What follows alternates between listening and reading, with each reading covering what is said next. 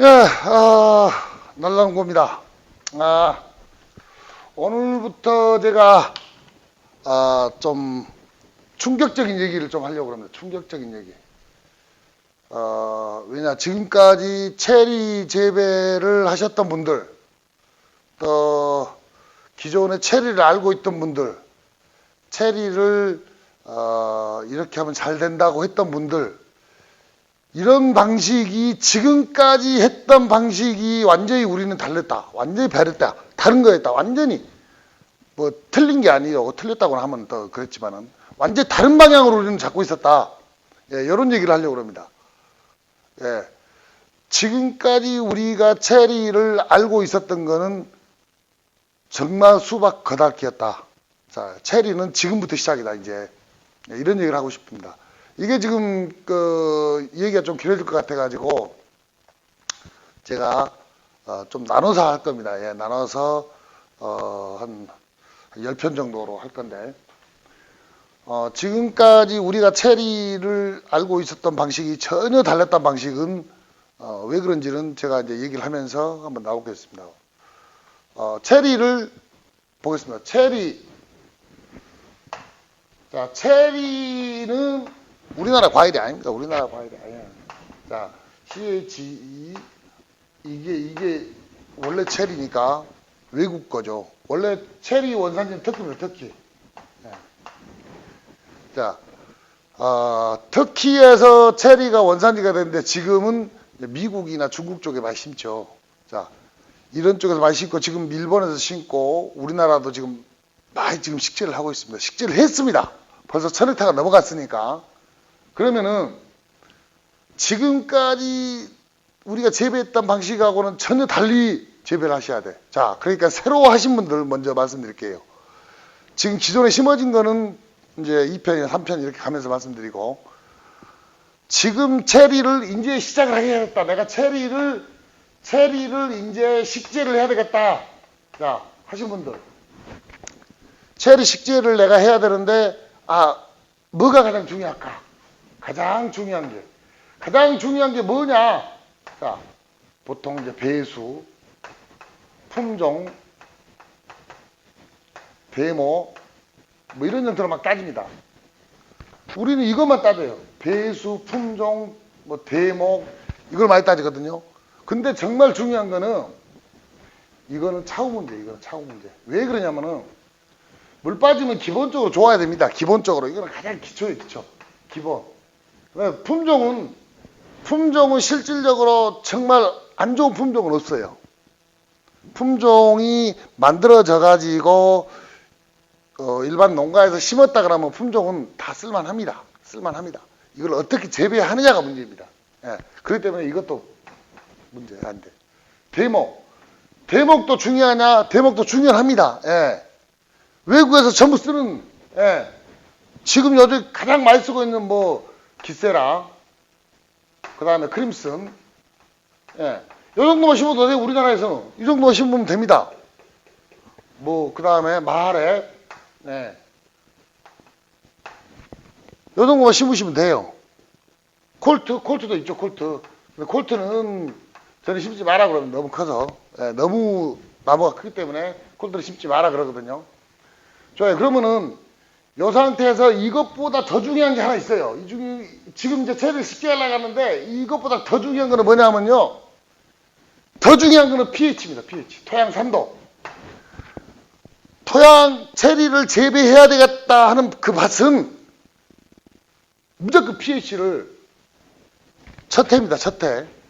8.5까지 올리셔야 돼요. 8.5. 8.5까지 올리셔야 돼요. pH를.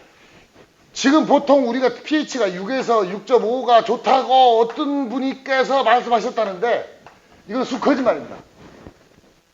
6에서 6.5 pH가 좋다 체리가 이건 거짓말이에요. 제가 지금까지 공부한 바 이건 거짓말입니다. 체리는 처음에 식재할 때 pH 8.5 평균 7.5 7.5에서 8 요런 땅에서 재배를 해야 됩니다. 근데 무슨 pH가 6에서 6.5? 안 됩니다. 잘 죽습니다, 나무. 체리나무가 잘 죽는 이유는 이것 때문에 그래요. pH 때문에. 이렇게 하니까 뭐 완전히 전혀 지금까지 전혀 안 했던 그런 방식. 그러니 누가 pH를 8.5에다 야 이거 완전히 야 저 날라리 동부 완전 진짜 날라리다. 왜 8.5냐? 여러분 터키, 워싱턴 체리 많이 나죠? 뭡니까? 여기 토양이 여기 완전히 석회질입니다. 석회질. 터키 원산지 여기는 샘을 파면요 그냥 석회가 나와요. 물이 석회물이에요. 석회물. 탄산수, 탄산칼슘 물이에요. 탄산칼슘 물. 이걸 줘요. 탄산칼슘 물을. pH가 9 정도 나옵니다. 9 얘네들은. 여기서 체리를 키워요. 뭐 제가 8.5 맞추라고 한 거는 처음에 이 정도 재배한 다음에 그 다음에 1년, 2년 지나고 나면 pH가 약 8 정도로 떨어진다 얘기예요.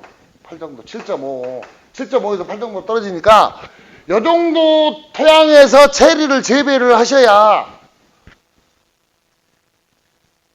체리가 우리가 외국처럼 맛있는 체리도 만들 수 있고 병도 없게 키울 수 있고 한다는 얘기예요. 근데 우리는 전부 기존에는 6이나 6.5를 생각했다는 얘기예요. 이게 지금 엄청난 차이가 납니다, 이게 지금 잘못돼가지고, 체리 지금 재배하셨던 분들이 그동안 우리가 체리가 활성화가 안 되고 산업화가 안 된 이유는 토양 pH가 8 이상이 돼야 돼, 8 정도 돼야 되는데, pH를 6 정도에 맞춰놓으니까 체리가 안 되는 거예요. 체리가 맨 병들어 죽고, 뭐 균핵병이고 뭐고 오는 게, 이것도 내가 나중에 얘기하겠습니다. 균핵병이나 이런 것도 다시 얘기하겠는데, 그런 이유가요, pH가 6에다 맞춰놓으니까 pH 8 이상에서 자라던 체리나무를 갖다가 pH 6에다 맞춰놓으면 5년 지나고 나면 어떻게 되겠어? 5년 지나고 나면은. 5년 지나고 나면 그때도 죽기 시작해요. 그래서 4, 5년 지나고 나면 죽는 거예요. 체리가 4, 5년 지나고 나면 잘 죽는디야. 왜 죽겠냐? pH가 낮으니까 죽지. 더 낮은 데 있어. 5.5 막 이런데. 이런 데는 3년, 4년째부터 죽습니다. 2년, 3년째부터 막 죽어요. 무조건 체리 식재하실 곳은 pH를 첫해 심을 거는 첫해 심으려면 무조건 8.5로 맞춰라. 제발 좀 그렇게 좀 하십시오. 그런 토양에다가 체리를 심으십시오. 그런 토양. 그런 석회질 토양에다 체리를 심으십시오. 그래야 체리가 잘 돼요. 제가 이렇게 얘기하면 또 기존에 체리 하셨던 분들 정말 난리 날 겁니다. 왜 그걸 아직도 모르고 있었냐고. 이거는 외국 자료 어디 자료 가도 다 있습니다. 외국 자료 봐도 다 있고요. 예, 기세라 대목, 크림슨 대목 찾아보면요. 정말 9.0까지 나옵니다. 9.0까지. 얘네들 적응하는 토질이 9.0까지. 6.5는 안 돼요. 6.5는 죽어. 6.5 이하는 죽어요. 죽는다고 나와요.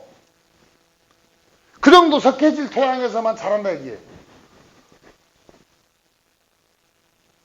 기세라, 크림슨. 볼까요? 기세라는 독일 기센 대학에서 만들었어요. 기센 대학이 있는 데가 뭡니까? 비가 엄청 옵니다.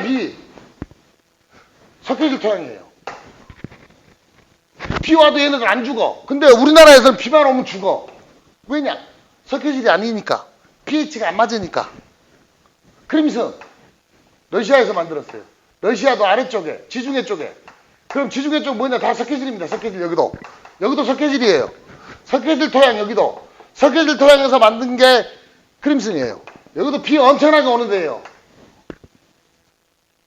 그래도 안 죽어요. 근데 우리나라는 비만 오면 죽는데, 기세라 잘 죽는데 비만 오면은.